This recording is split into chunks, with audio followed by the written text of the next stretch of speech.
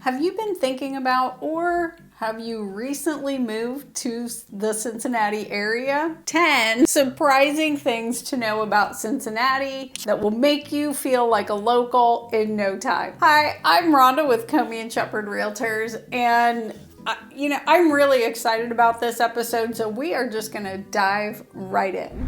So Cincinnati is famous for a few things, like baseball and Jerry Springer. But the one thing that I think most people agree on is the chili is, if nothing else, very interesting and unique. Most often, our chili is served on spaghetti or a hot dog and with toppings like beans and onions, and you cannot forget the cheese. It's mostly cheese, but trust me, it's a taste you won't soon forget. Skyline and Gold Star are the two big local chain restaurants that you can find throughout the area, but there are a lot of other local mom and pops that serve it or have it as a special. Just make sure that it says Cincinnati style chili, otherwise you're going to get something that you're more familiar with. Some people say that it resembles a soup. I would say it's more of a sauce, much like a marinara, maybe a little thicker than that.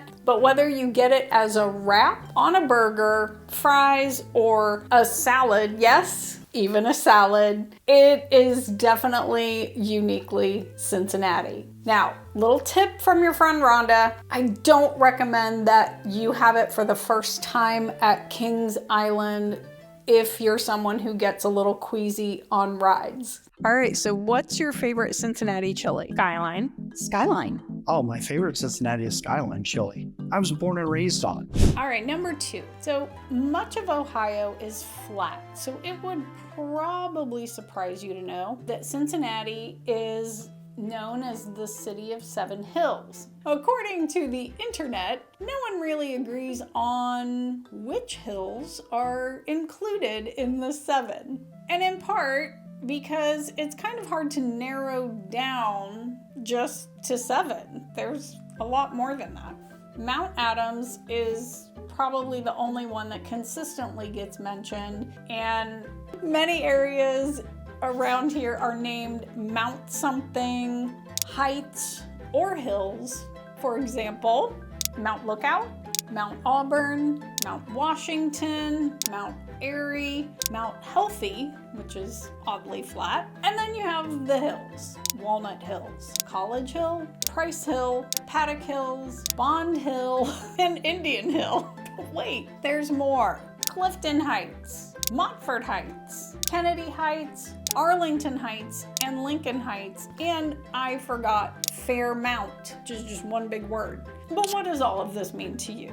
It could mean that finding a flat backyard is going to be a challenge, even in some of our outer suburbs, like anywhere probably in Sycamore School District. Not anywhere, but a lot of places in Sycamore School District. Westchester, Fairfield Township, parts of Hamilton. If you live in a more urban area, you just may not be going anywhere, not even walking, if there's ice. Like, it's that steep. People call me and go, I can't get to work. I got down the hill and I can't get back up the other side. And if you're thinking maybe Kentucky or Indiana would be a better option, maybe. But I feel like in many cases, those are actually worse. But much like Ohio, it just kind of depends what type of lifestyle you're looking for. And just know that the views from the hills are amazing. Can you name any of the 7 hills? No. Do you know any of them? The 7 hills: Mount Adams, Mount Lookout, Mount Healthy, Western Hills, Mount Washington. That's all I got. I cannot name the 7 hills. Gosh, I can't. So it's funny because Google says no one really knows anything. Tell me what you know. I can give you the zip codes for all the cities in Cincinnati, neighborhoods, and communities, but not the 7 hills. So we are a river town, not quite to the Pittsburgh level, but kind of similar. The bridge that you see in all of our logos and on our website, That is the Roebling Bridge. It truly is the center of everything here in Cincinnati down on the waterfront. It is a gorgeous, historic bridge that was built in 1866 and designed by John Roebling. Why does this matter? Something you might want to know for future reference, like trivia night or something. The Brooklyn Bridge in New York was actually designed by John Roebling as well, and they look nearly identical and can easily be confused in photographs if you're not really looking at the buildings behind. Underground railroads were kind of a thing. If you didn't know, Cincinnati played a big role in the Underground Railroad, and it was the beginning of stops throughout Ohio that allowed slaves to escape up into Canada. For many, just making it across the Ohio River meant hope and freedom and a life on their own. So it's only appropriate that the National Underground Railroad Freedom Center now sits at the riverfront as a reminder to all. But did you know that beneath the city lies an abandoned underground subway train system? The subway was built back in 1928. The project was abandoned after completing only 6 miles of a 16-mile loop. Even though much of it is still there, it's sitting there, you cannot just go walk through the tunnels. Number 5. So if you haven't heard, Cincinnati has a huge craft beer scene. Award-winning hoppy IPAs to rich stouts, the city's breweries are a must-visit for any beer enthusiast. But why Cincinnati? Well, our brewing history dates back into the early 1800s. We had so many breweries distributing beer that by 1890, we were named the beer capital of the world. Now, you might think that I'm kidding, but actually, there are lagering tunnels. This was a new term to me as well. So not logging, lagering tunnels under many of the buildings in over the Rhine and into the West End, which was the brewery district. These have recently been uncovered, and you can now see them too on the Queen City Underground Tour. Or you can check out the very hip Ghost Baby lounge and music venue, which was actually built in one such tunnel. Do you have a favorite local craft beers? Cincinnati-based craft beers, Mad Tree. Number 6.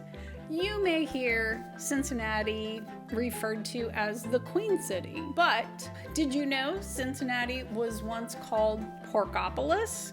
Being a former thriving pork packing town was not really what city leaders wanted Cincinnati to be known for. However, back in 1988, they were looking for an entrance to Bicentennial Park at Sawyer Point, which is down on the riverfront, and they chose one that had 4 winged pig statues atop riverboat smokestacks. Apparently, the pigs represent the angelic spirits of all pigs that had been slaughtered in Cincinnati or Porkopolis and had been sent down the river. Now you can find pig statues kind of all over town in a variety of costumes. So like a tutu for the ballet or lederhosen for Oktoberfest.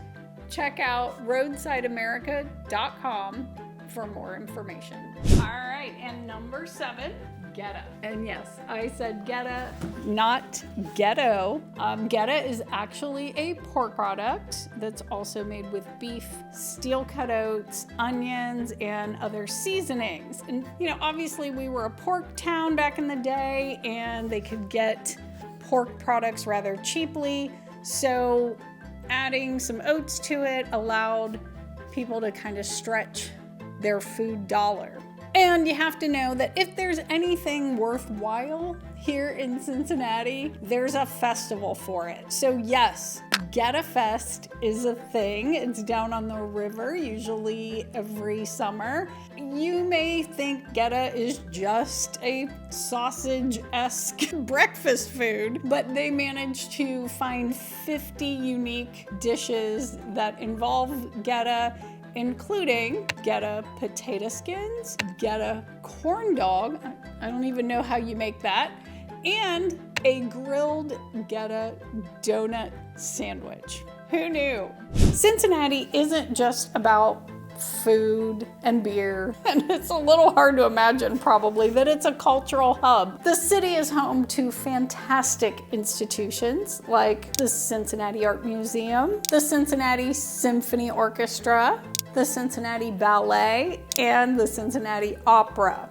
Now, the Aronoff Center is a little bit newer venue downtown that hosts a lot of the touring companies as well as the ballet. And I mean, pretty much whatever is hot and happening, it's probably gonna show up at the Aronoff. Make sure you check out cincinnatiarts.org to see what all the Aronoff has to offer. Now, did you know that Cincinnati Red Stockings were actually the first Major League Baseball team? The Reds have the honor of playing their season opener every single year at home. So it's complete with parade, festivities, lots of parties, just all kinds of things. It is literally a local holiday. Yes, people take off work and take their kids out of school to celebrate the opening of baseball season. What do you love the most about Cincinnati? I love going downtown, and I love the Reds. I love the Bengals. I love the excitement, and just it's very vibrant now when you're outside the stadiums and there's everybody walking around. I love the Aronoff. So I think it's a very vibrant and exciting city. And here we are, number 10. Cincinnati is a fitness lover's paradise. Love everything about this place. I know you're probably shocked, and that's why I saved it for the end. With all the beer and the Getta and the chili, it seems odd that we would also be a fitness-minded group, but we are. There's numerous gorgeous parks, hiking trails, gyms. Oh my gosh, there's a gym on every corner in a lot of places. There's fitness-minded locals and everywhere, and just staying active is really easy. So you've heard me talk a lot, hopefully, about the Loveland Bike Path for biking, running, and hiking. Lots of people. There's lots of meetup groups here to connect with people who are doing all of those things.